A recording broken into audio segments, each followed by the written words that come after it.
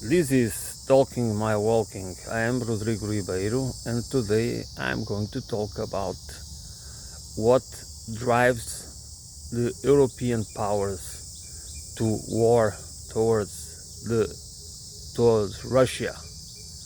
What's the point of that war? There are not many people, I don't know the numbers of course, that understand NATO should have been dissolved after the fall of the Berlin Wall, and the end of the USSR. Why? So that the Warsaw Pact was dissolved unilaterally. There was nothing. There was no. That was just it, and that's it. So why did NATO? By the way, NATO is the US. NATO is like the Bretton Woods institutions. It's the equivalent of the Bretton Woods institutions. Okay, it's the US that controls it. You know, the US is the only country. Don't quote me on that, but I think I'm right. The US is the only country that has veto in the IMF. I'm not totally sure about this, but there is something telling me that from the back of my mind. So when we talk about NATO, we should talk about the North American terrorist organization. You know, not North Atlantic, North American terrorist organization. You go and read about the Operation Gladio, for example, you know, and the recycling and the financing of Nazi groups, right-wing Nazi fascist groups, even in Turkey. I don't remember the name of those small operatives, small groups, so militarized, trained by NATO in order to cause to give the impression that some attacks, some terrorist attacks, were made by left-wing organizations, radical left-wing, extreme left-wing organizations, when actually they were done by right-wing fascist Nazist organizations, funded and trained and helped and logistics by NATO. So what NATO did in Yugoslavia and elsewhere. So NATO was and still is part of the Pax Americana, or if you prefer, part of the Anglo-American imperialism, which is the real axis of evil. Okay, we need to understand that they have not been promoting any democracy or freedom or nothing of that sort. Only the democracy for the few. You can read the book by Michael Parenti, Democracy for the Few. That's what they have been promoting. That's what the empire is about. Empires are about providing control for the oligarchy all over, not for the republic. Empires are not for the well-being of the republic. They are in the interest for and by and for the interests of the oligarchy. Because we do not take this as slogans, political slogans. Take this as the reality. We do not live in democracies, we live in oligarchies, and some of them that are rooted in centuries, especially from banking families and other rubber barons, if you will. Uh, so, war. Do some of European are for war with Russia or against Russia? For what reason do we believe that they can defeat Russia? In spite Russia is much less powerful. It's a large country. It has a huge arsenal, nuclear arsenal, and it has a well-trained military. That's true. But this is Russia undefeated? Of course not. Of course, Russia is not undefeatable as the American Empire military is not also so powerful that cannot be defeated. So, what's then? Are they delusional? Of course they are delusional. Of course these elites are delusional. But they are part of the empire mindset. But they are not only delusional. This is about power and control. We need to understand that part. It's not about delusion. They are crazy, they are delusional, they are full of hatred, but they know they want us to fight for them. This is not about defending Europe. Defending Europe should be to have negotiations with Russia and to end this war and to start to cooperate economically and geopolitically with them. From Lisbon to Vladivostok, or from Lisbon to Beijing, or whatever. It is necessary. It is an absolute necessity. Europe without Russia, without the corridor, the Belt and Road Initiative corridor, is done. Is nothing. We cannot. We believe that we can. We won't be able to control the world through the financial imperialism. That it was the last phase of the imperialism, was the financial imperialism run by Wall Street, but it's going to be defeated.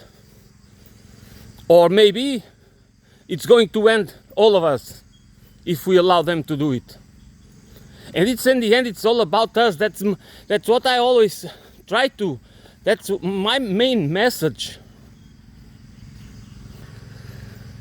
That's my main message, and that's why, we have been. They want us to believe that the right wing.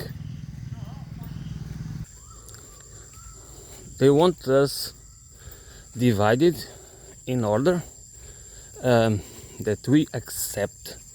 I mean, they have that rhetoric against right wing and fascism and nationalism, populist nationalism, and all that rhetoric the liberal class tries to convey, to rally people to keep them in the moderated parties. There are moderated, so they are good. All of us want moderation. We don't like extremism,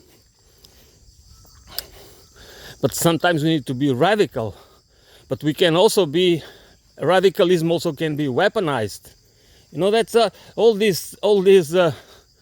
There are so many ways, so many tricks, mental tricks, psychological tricks, language tricks, narrative, ideological, cultural, and so many tricks that can be used to weaponize anything, to instrumentalize us against our own interests. So the thing is, there are right-wing parties and organizations that are against the war, and that is a good thing. I'm all for that. There are some nationalist claims which make sense. I am not against immigration. I'm not against immigrants. I would never scapegoat immigrants or any other group. Because when we scapegoat, it's the same what we do with Putin and with all the leaders that do not follow the so-called international rules-based international order. The ones that do not obey by those rules are immediately scapegoat as evil, as Hitler, as this, as that, as, dehumanized and demonized. That's not about that. But do not also allow the right wing or the left wing or whoever it is, progressives, liberals, do let don't fall into the scapegoating, because scapegoating, it's not to save us. Scapegoating is always to instrumentalize us. It's always to manipulate us. Always. Doesn't matter if it comes from the right or the left.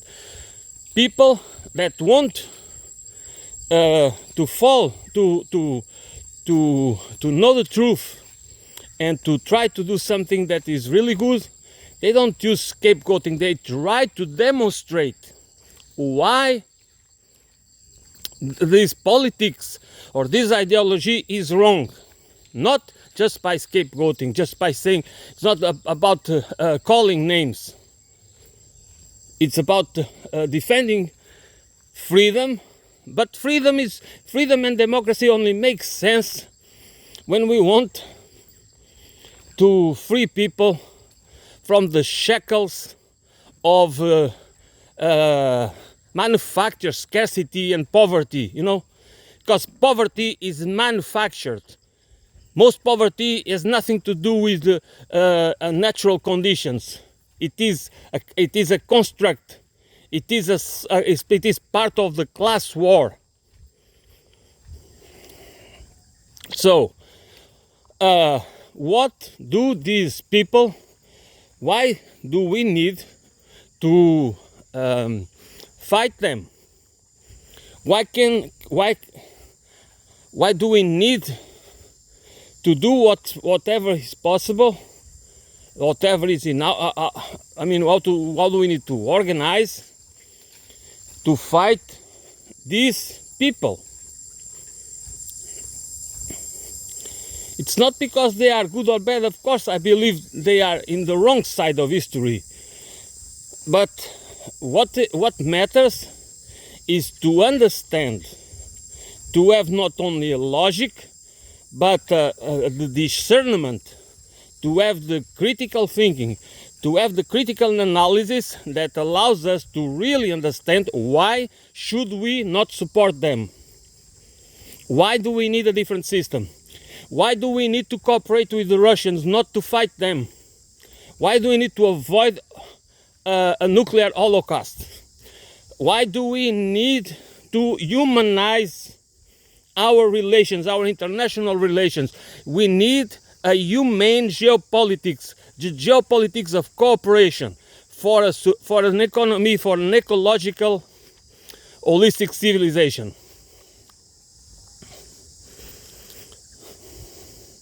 We might not be able to avoid war, but we should fight militarization. We should avoid militarization at all costs. This is not about because it's totally, it's insane. It's not only unreasonable, it's insane.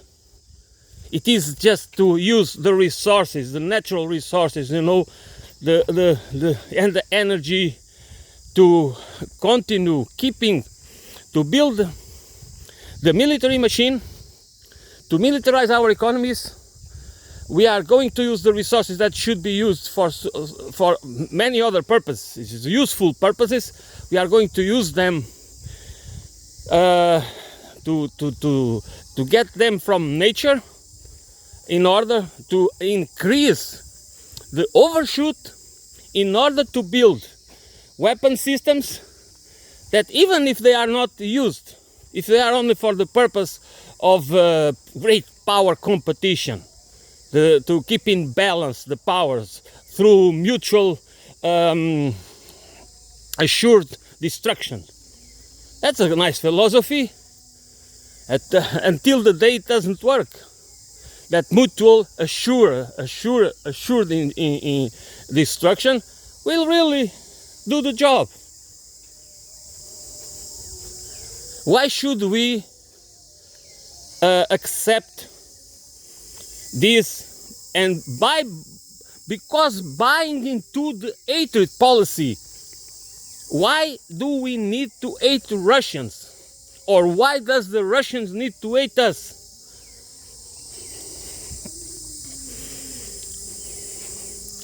We do not foment hatred. We foment negotiations. We fomented what's going on. Of course, it's bad. It's bad. It's bad that Ukrainians have been dying like flies, and now they are going to lose territory. That is not. I would prefer not to see it, but probably we cannot avoid it. But the war could have been avoided. The war was desired by the American imperialists because they thought they could weaken Russia and even balkanize Russia, the Russian Federation. That was the intention, to further pressure to an organization that should have been dissolved at least in the earliest in the 90s, in the earlier 90s.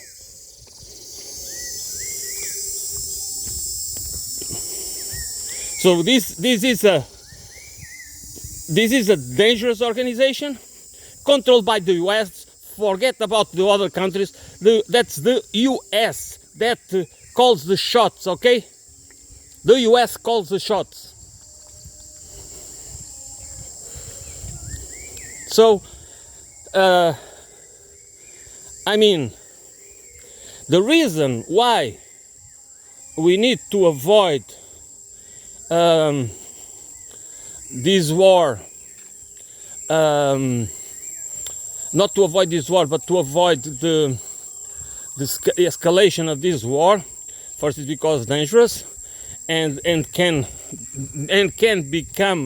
get out of control. And can get out of control. But if we're still pushing or allow them to push to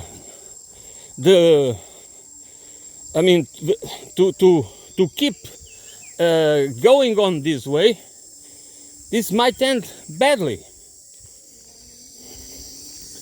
I mean, it's our future. It's our well-being that is at stake. Do not think that the Europeans are better than others. Do not think that the Westerns, it is anymore.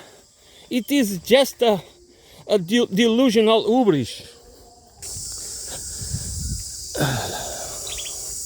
We are not better. We are not wiser. We are not superior in any sense. That we have been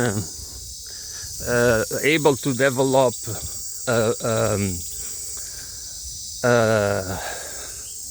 a well-being society. That is true. We have standards that are pretty good. Nobody denies it, and some standards should be adopted by other countries that should not be in opposition, but because the standard doesn't matter where they come from, if they are better, if they work better, if they are less aggressive to the environment, and if they are, if they are part of a political economy that is more social and ecological, it doesn't matter where they come from. They should be reproduced. They should be copied by all nations for the benefit of their own populations. That's how I see it, not the opposite. So the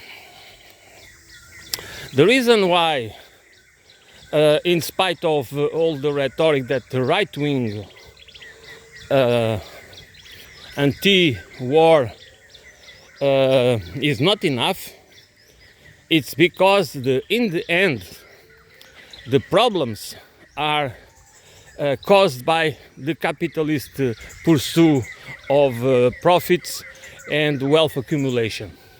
And why does it matter? It matters because it is always imperialistic.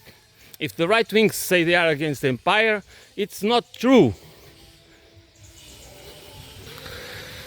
Because one cannot be against empire and at the same time believe that the capitalist system can survive without imperialism, without the need to expand, to control resources, to control to find new markets, and so on and so forth. That's why I do not agree with people that believe what the model of development, Chinese development, is good to a certain extent, but of course it's bad. It requires expansion and more expansion of new markets and other. So it might be only soft imperialism, but still capitalism cannot be dissociated from imperialism, because it is in the nature of capitalism to be imperialist and neo-colonialist. It might be different. It might be that the Chinese are doing it in a different way, in a more cooperative and a more friendly way. But it is, but still there. You might not call it imperialist. You can call it whatever, but it is in the nature of imperialism. It's not. It's impossible to avoid. It's kind of an impossibility to. Because it's since capitalism is a debt-based system, it always requires expansion. It requires new people, new debts in order. It requires new debts to keep the system going. This is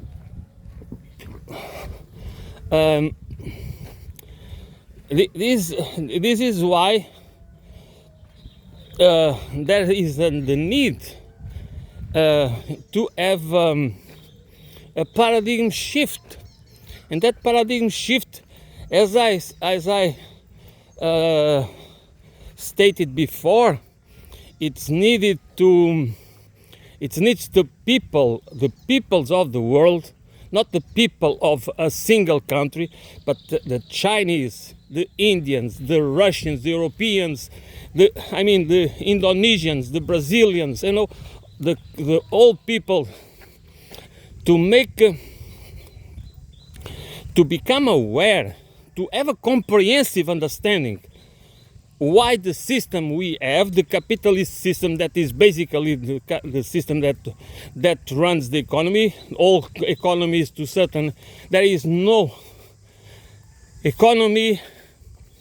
The countries that have different regimes, they have different political regimes, but the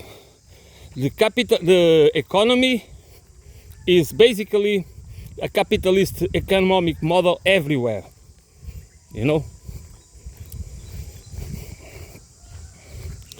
It might be more wild or less wild. It might be regulated or unregulated. It might be kept in check, like the Chinese do, for example. But nevertheless, the system is basically capitalism is the default system everywhere in the world. So this is why we can grow. We cannot grow our way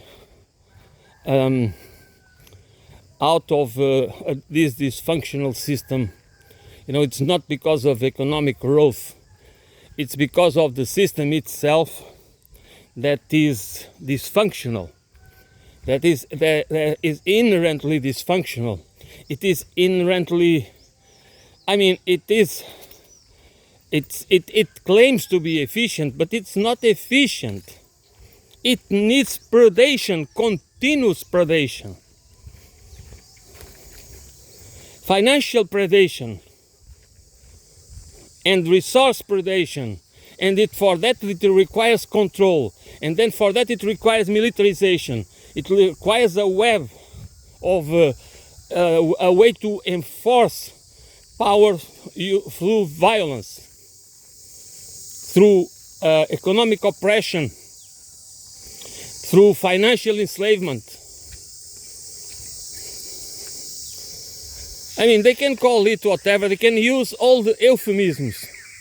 They can that's always possible, and I always say that there is nothing we cannot justify. But it doesn't mean that it should, just because it can be justified, it should exist. Okay? That's my point.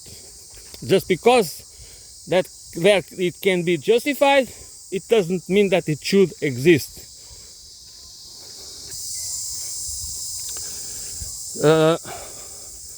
Because we cannot. That's what is the militarization of the European countries, and that Russia is a capitalist country, but there is competition for the control. That's why they do not want a multipolar world. That's why they are trying their best to weaken the BRICS. That's why even we might have a hot war with China, because they do not conceive a world, a multipolar world, which means they do not conceive a world that is not economically and financially controlled, without a system that is economic system and the financial system that is not controlled by the West.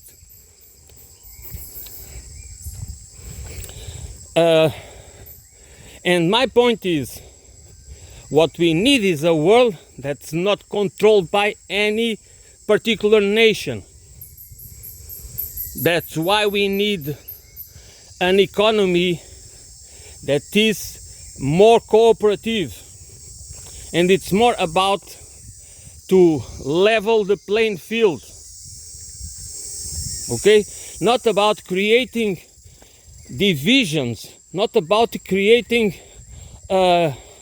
countries that are not allowed to develop, especially through odious debts and unpayable debts. They are unpayable. They cannot be paid. It doesn't matter if they are legitimate or not.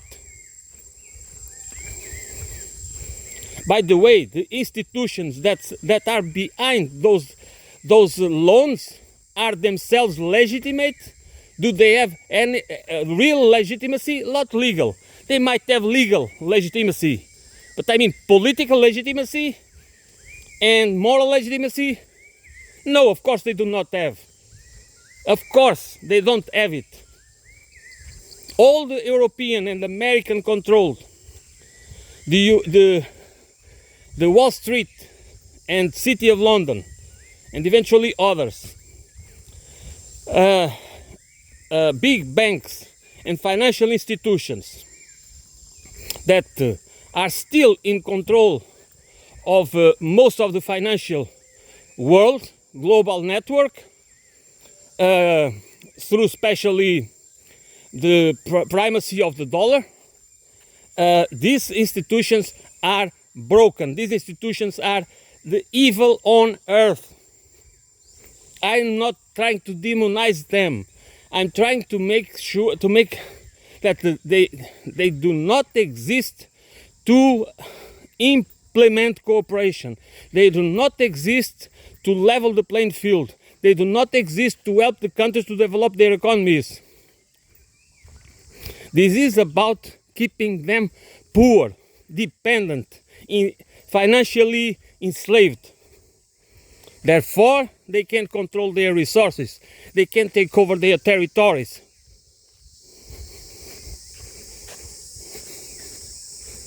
And then they have the legal system supporting them.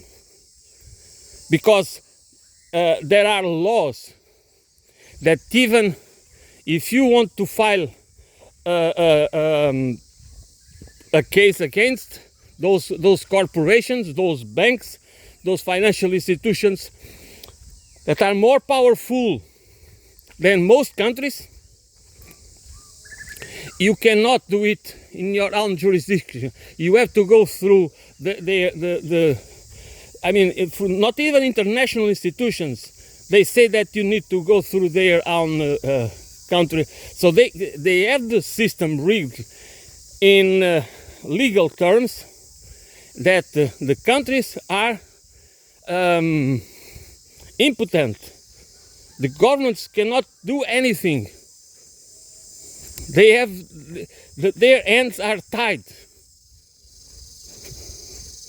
because the system, the international banking and financial system, is basically an imperialist enterprise, and because that's the nature of capitalism. That's the nature of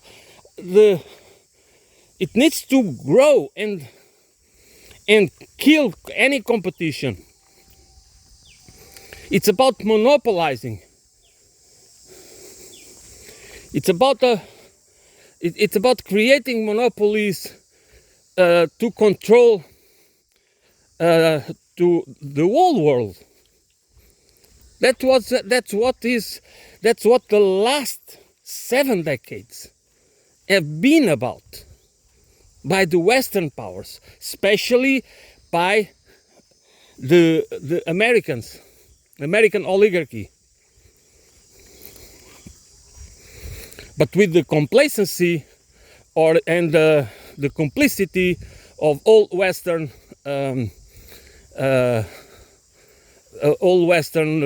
allies or vassals or whatever, and others as well. So this is why the war is going on. That's why they want to continue the war, because they don't want a multipolar world and an independent Russia, an independent China, and also India. Why they do not attack India? Because they need India. They cannot push India to the point where India breaks with the West. That would be the end of it. That's why they try their best to keep it soft with India.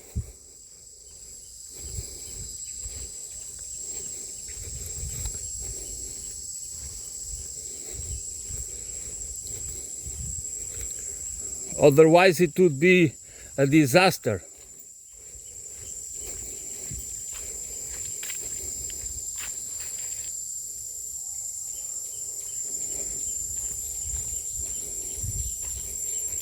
So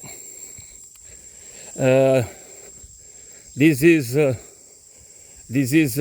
why we need to be smarter than them, because they are manipulating us. They want to keep us to keep the level of the hatred against Russian, to keep the propaganda to be able to push us to have the support they need to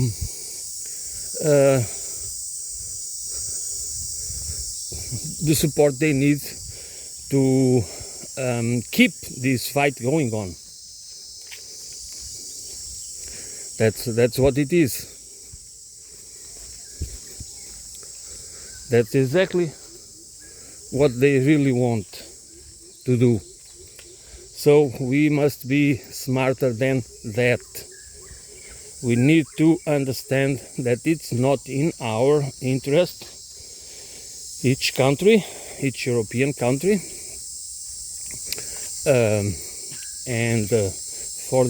collectively from Finland to Portugal that we have nothing to gain by supporting the efforts for a war against Russia.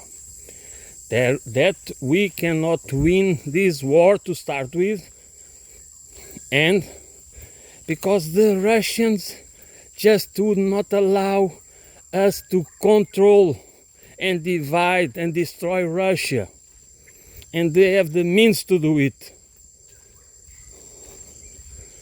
That's exactly what we need to understand.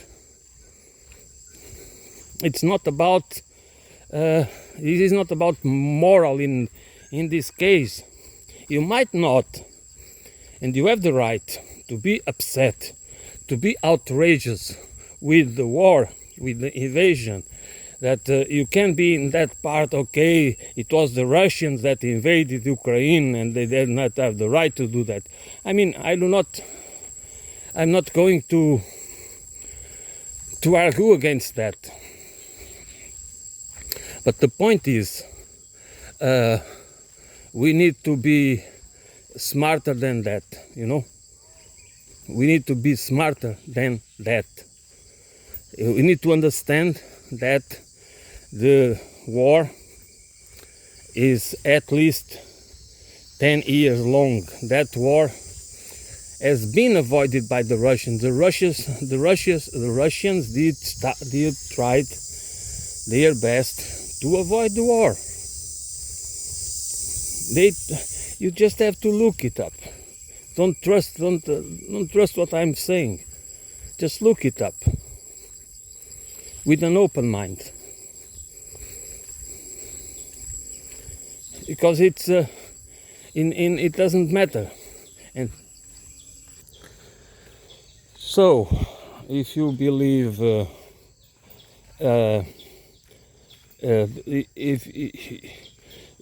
besides or in spite of all what triggers us in terms that we bend towards Russia or towards Ukraine, it doesn't matter in that sense that it's our future that is at stake. And I mean, we should really think if that we might be delusional if we believe that we should militarize and go to war with China based on whatever principles and reasons and values, you know, the European values. There is a list of European values that demonstrate what we have been doing throughout history, and we still do it.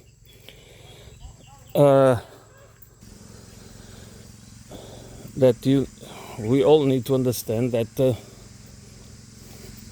maybe it's better to take a precautionary approach of this problem. Maybe it's better to negotiate with the Russians, even if you don't like that some part of the Ukraine territory will be lost for the Ukrainians.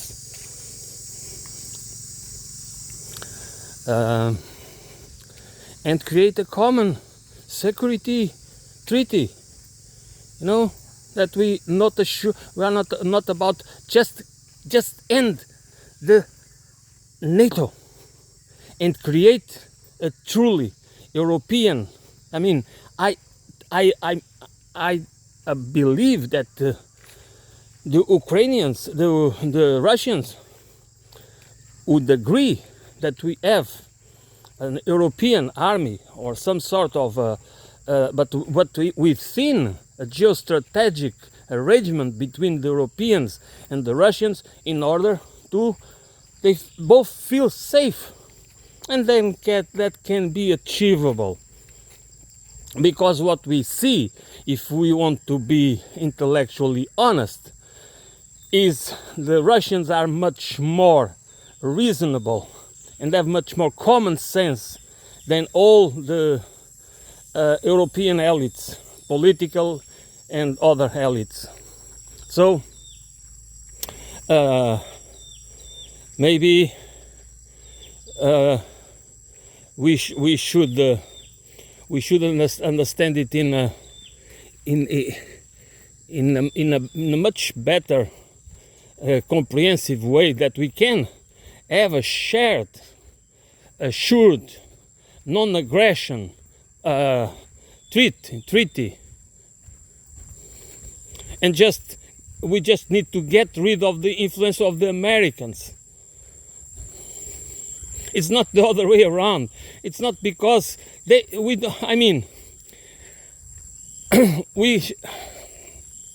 we want to be independent or not? We are not going to go anywhere. We are going to stay here, to stay Europe, and our neighbor, our big neighbor as well, is not going to go anywhere. In spite of all the money machinations and all machinations, you know, all the tricks, all the the National Endowment for Democracy plots and financing to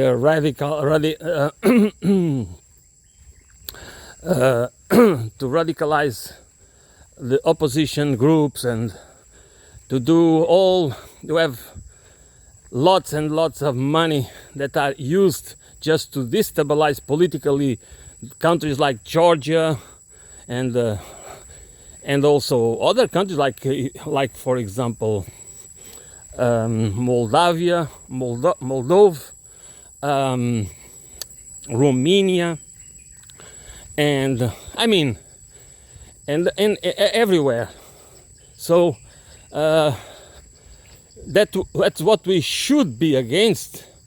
That our money, because all money is a public asset that has been stealed by private interests. Okay, because money is a public it is a public. Without the state support, there is no money at all.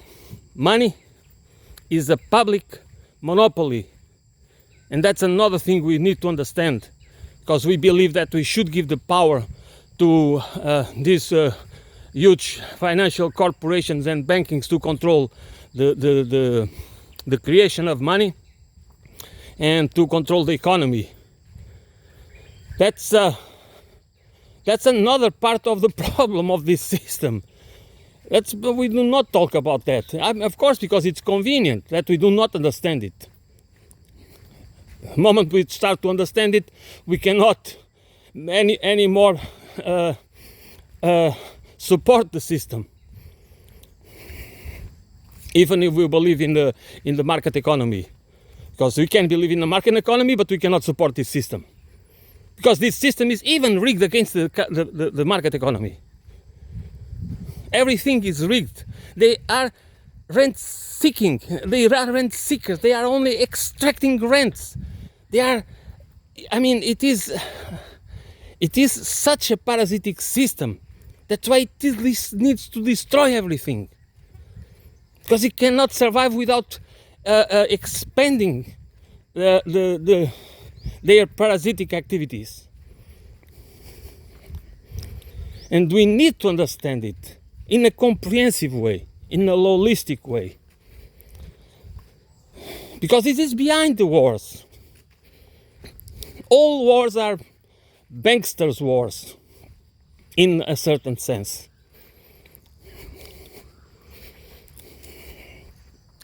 Because if you understand the Ukrainian war, the invasion of Ukraine by Russia as part of the Western banking war system, you will understand you can go to the 90s and see what happened with Russia, what they did with Russia, what the IMF and the Western advisors, call them advisors, did to Russia. That's unacceptable, but that's the way the system works.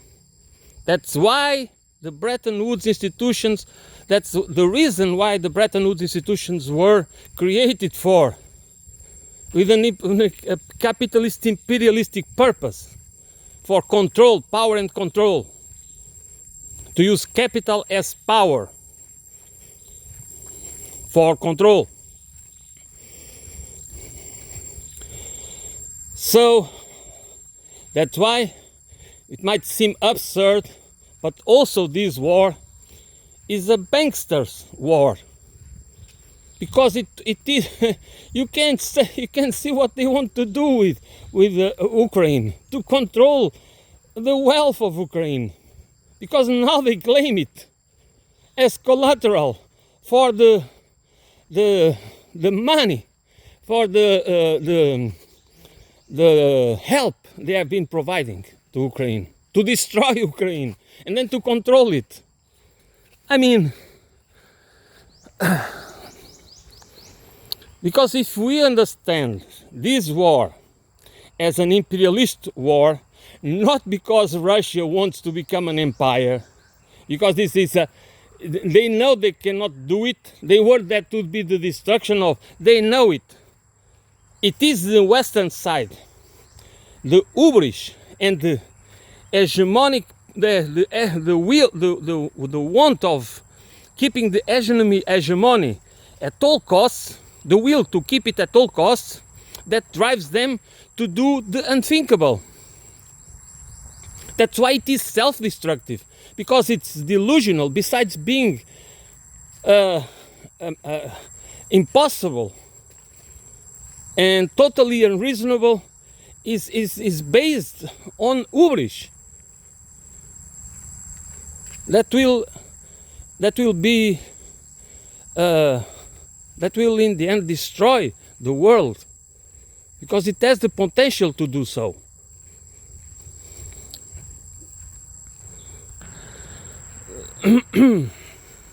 So this is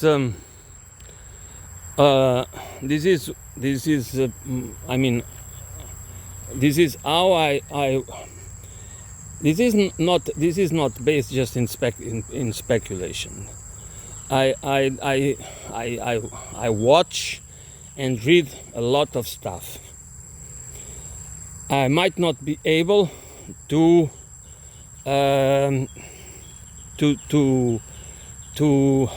talk about all influences, but of course, as I always say, all influences, we are, everything we are and know is bits and pieces of other people, life experience and knowledge. This is exactly what I believe. And I think I'm not motivated by hatred. I'm motivated by disgust against the systems we have, because I really feel sad and disgust with such a pernicious systems, and that's what motivates me, because I understand, I see it everywhere. I see the consequences. I observe and analyze the consequences of it everywhere I go. Everywhere I go, I see the unnecessary suffering that is caused by this system.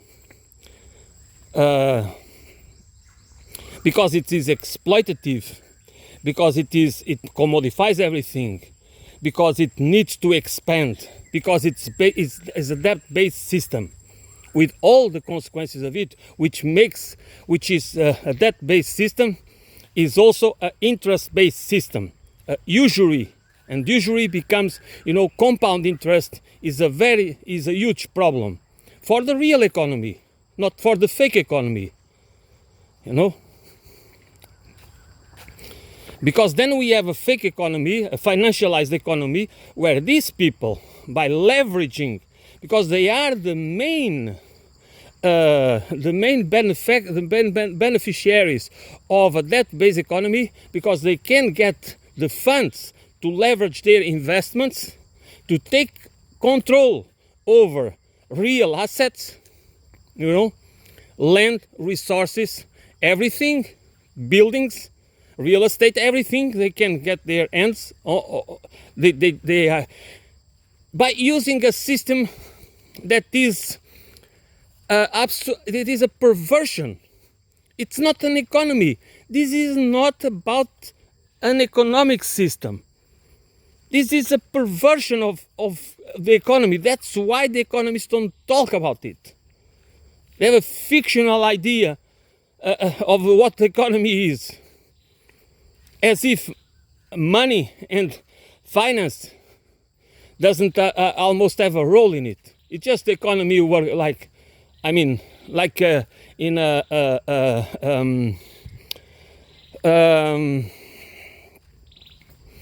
only one layer. That is, there is no other layers. There is not a complex system where there is a lot of manipulation going on, and there is a lot of subversion and corruption and everything that is required by the elites to keep the power, to enhance the power and control, and have more and more control over the rest of us and everything else. So that's why connecting these dots is very important, because this war is not about values. It is about values. It is about their bottom line values. Okay? Not about human values, not about democratic values, not about freedom, not about caring about the Ukrainians. They could not care less about the lives of those poor guys that are being killed in massive in a massive way. That's not what they care about. They are already thinking about sharing the pie, like, okay, this part is for, like, Ukraine is already to be served in pieces, to be controlled by foreigners. That's the war. What is about that? You are fighting a war, you are dying for your country, then your country is going not to be controlled by Russians, but is going to be controlled by the ones that are supposed to help you. And then we are being convinced that we need to prolong this war because we are fighting for democracy. We are not fighting for democracy. We could not care less, and it is obvious that they could not care less about democracy and freedom and freedom of speech, freedom of movement. You can see, we now know that they are what they are doing, what the European Union is doing, what countries are doing because of what's going on in Gaza and what's going on in Ukraine. What they want to control, to have control over they want to control our thoughts. They are trying to colonize our minds. They are trying to keep us dumb, to make us support a system and support an elite that is a vicious elite. These people are vicious. They do not want. If you do not want to dialogue, if you refuse to negotiate in good faith, if you do not try to solve a problem, but you want just more war, you need to explain why. And you need to have more than reasonable arguments. You need to have factual based, and you need to prove, and you need to ask permission for that. Why should those who don't want this war to be involved in a war that can be fatal for all of us? Why is that? Where is the democracy of those? What is the authority that these people, like von der Leyen or Kaja Kallas or Antonio Costa or other people like many others, believe they have? They have none. That's why, in moral terms, they have none. They have the power that has been undemocratically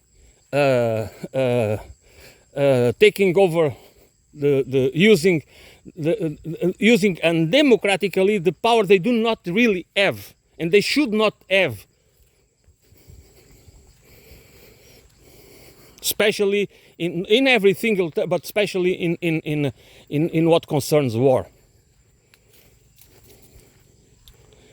And we should be really not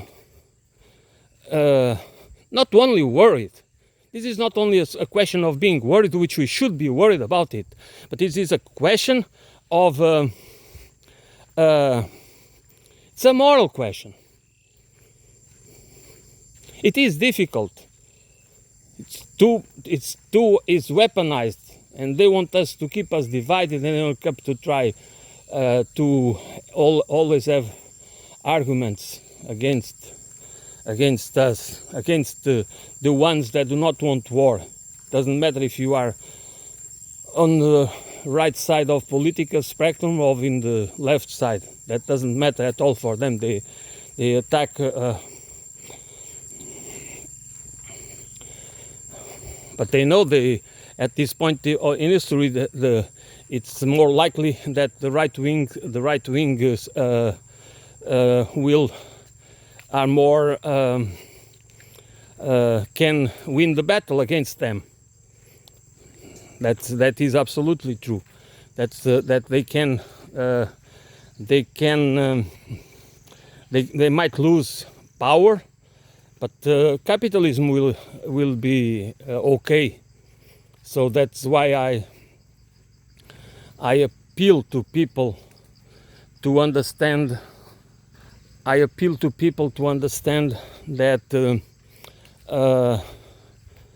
left-wing parties and movements and organizations that are against war, that are not just waving the Ukrainian flag, okay? They are not. We do not need to take sides.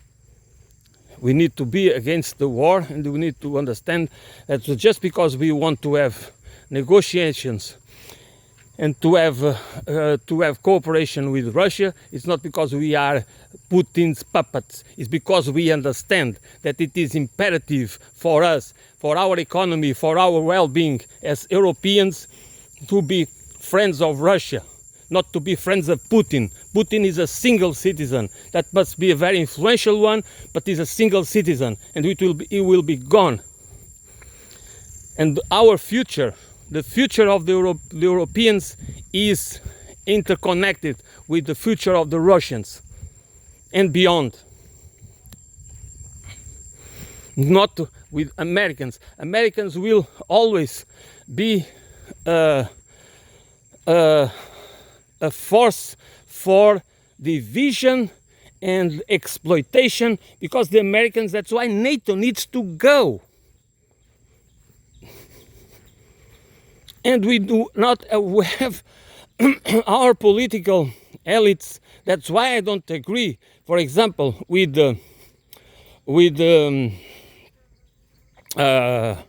Viktor Orban. You know, Viktor Orban doesn't want NATO to go. Why? Why? Why do we need NATO? What for do we need NATO? Do we want to be independent, or do we want to have the American foot on our neck always? Do you believe that because Trump says things like we are that that they do not use NATO to have that foot. They are not still occupying Germany and Italy and Japan and Korea and have bases everywhere. What for is that? What for is that? To our defense?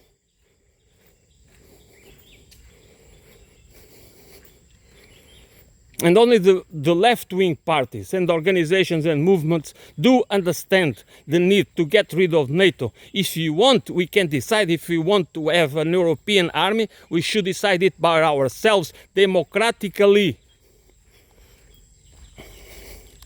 And or we want to have a federation or not, or whatever kind of European Union do we want to have. And the same goes for the economic system and the banking system. That's not us that we need. We have a weak elite that is not able to stand for the Europeans. They might now say things against the Trump administration, but they are not against decoupling from the American controlling us. We do not have any. We depend on the Americans for all major, like all high-tech companies are Americans. The other countries, they do have their own. The Chinese are independent. That's what they hate about the Chinese. It's because they are independent.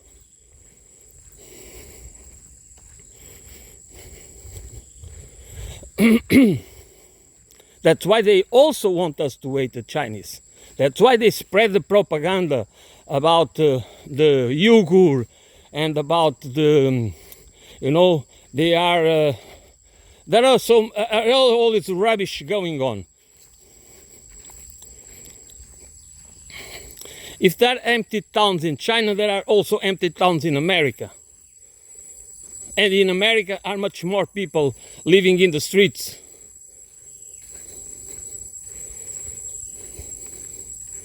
This great nation, great, that has been the most part of the 20th century in war against someone, dropping bombs everywhere, destroying countries after country with the help of NATO.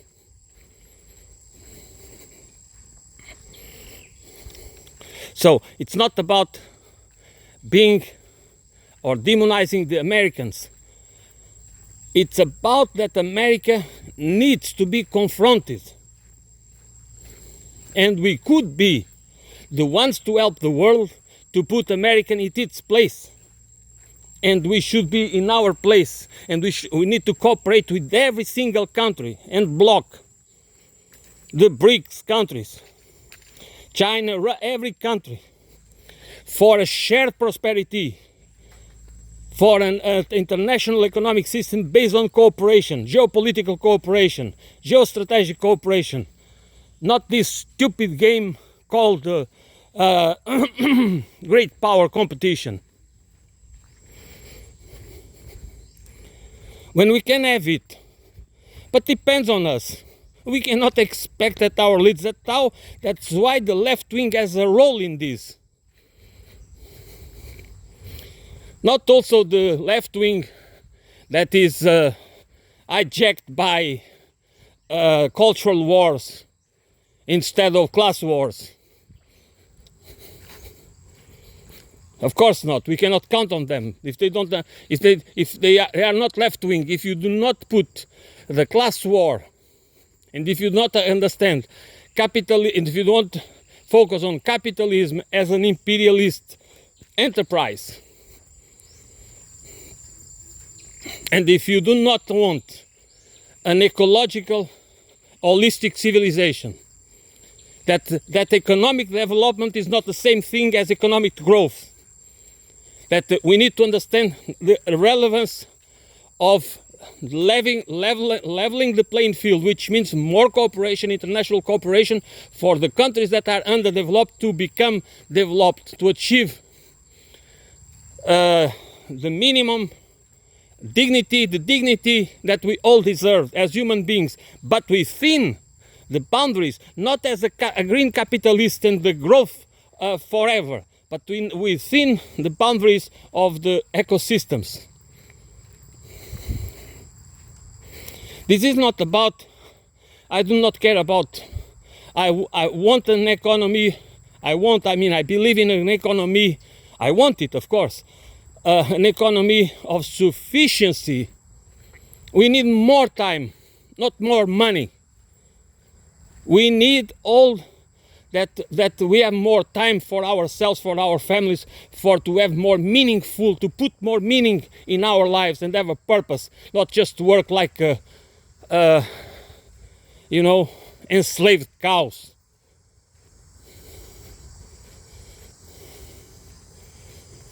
So this war, we need to end this war, because we need that's not our fight, that's their fight. And that's what you should understand, that this war is not our war, it's their war, for their purposes, for their delusional, based on their delusional hubris of a Western exceptionalism, of a Western superiority that cannot lose against the Russians. You know, the Russians are not as developed as us, as sophisticated as us. As if our culture, we do not have a shared culture. Of course we have a shared culture. Everybody knows that. But nonetheless, we are supposed to believe otherwise. So, again, this is not our wars. That's why we need to stop it, because we need to focus. We have other focus where we should all, not only in Europe, but all nations should focus. We should focus our attention in the change that we need to have, a change of paradigm, to decrease, to give less opportunity to warmongers, and more opportunity into military and to the militarization of the world, and more opportunity not only to peace, but peace through economic cooperation, through economic development of the less developed nations, to level the playing field, because it is possible. We have the means, we have the technological means, and we have the food to feed the people. We don't need poverty. Poverty is man-made. Poverty is not a curse, okay? It's not a curse. It's not because people are stupid or whatsoever. It's because there is a system behind it that creates it, that needs it, that requires it for the prosperity of the few. That's why we have a democracy for the few. We don't have a democracy for all of us. So, war, no war. No war. This war needs to end, and and we need to do what we can do to stop it, especially debunking the ones that are trying to push it.